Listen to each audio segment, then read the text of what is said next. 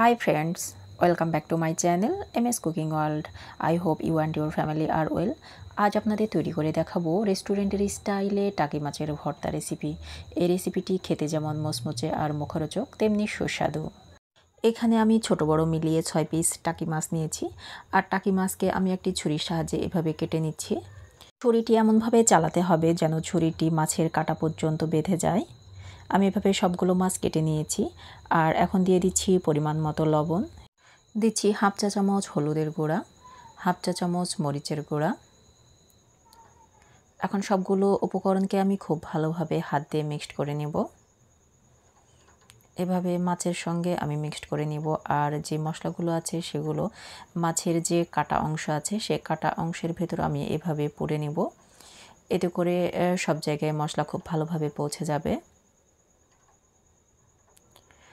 এখন চুলায় একটি প্যান বসিয়েছি আর সেটা হিট করে নিয়েছি। দেন এর ভেতরে আমি দিয়ে দিচ্ছি পরিমাণ মতো সরিষার তেল। তেল গরম হয়ে আসলে এখানে ভেজে নেব টাকি মাছ।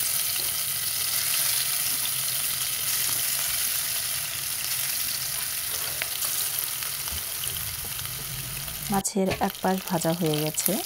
এখন একটি খুন্তির সাহায্যে আমি অপর পাশটাও ভেজে নেব। যারা অলরেডি আমার চ্যানেলটি সাবস্ক্রাইব করেছেন তাদেরকে অসংখ্য ধন্যবাদ। আর যারা সাবস্ক্রাইব করেননি তারা নিয়মিত ভিডিওগুলো দেখতে থাকুন। দেখতে দেখতে ভালো লাগা তৈরি হবে ইনশাআল্লাহ।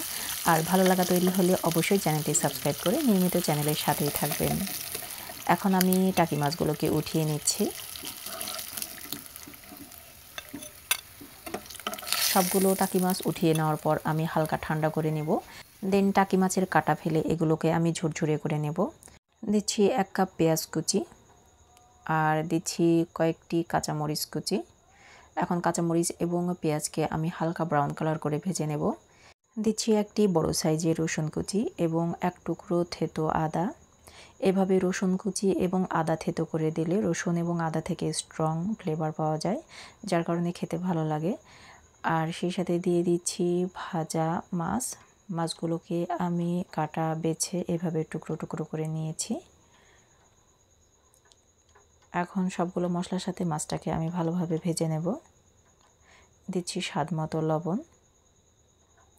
আমি মাছ ভাজার সময় লবণ অ্যাড করেছিলাম, তাই এই সময় একটু লবণের পরিমাণ কম দিলাম। আমার মাছ ভাজা হয়ে গেছে। এখন একটি ব্লেন্ডার জগ নিয়েছি আর তাতে দিয়ে দিচ্ছি 2টি ভাজা মরিচ। এখন ভাজা মাছগুলোকে আমি ব্লেন্ডার জগে দিয়ে আমি 2-3 বার ঘুরিয়ে নেব। তবে খুব বেশি ব্লেন্ড করব না, হালকা ব্লেন্ড করব যেন মাছটি ঝুরঝুরা হয় আবার আঠা আঠা হয়।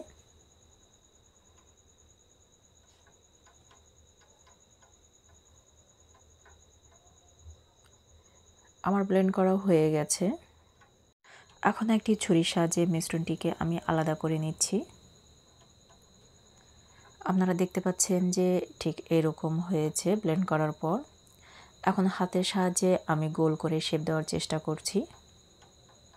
প্রথমে এভাবে মোট করে নিতে হবে, তারপর এভাবে গোল গোল করতে হবে। আবার গোল গোল না করেও মোট করেও আপনারা এরকম গোল শেপ দিয়ে নিতে পারেন। তো ফাইনালি আমি করেই ফেললাম রেস্টুরেন্টের স্টাইলে টাকি মাছের ভর্তা। তো রেসিপিটি আপনাদের কাছে কেমন লেগেছে অবশ্যই কমেন্টসে জানাবেন। ভালো লাগলে লাইক, কমেন্ট এবং শেয়ার করতে ভুলবেন না। মনে রাখবেন আপনার একটি শেয়ার হাজারো মানুষের কাছে পৌঁছে দেবে আমার রান্নার রেসিপি।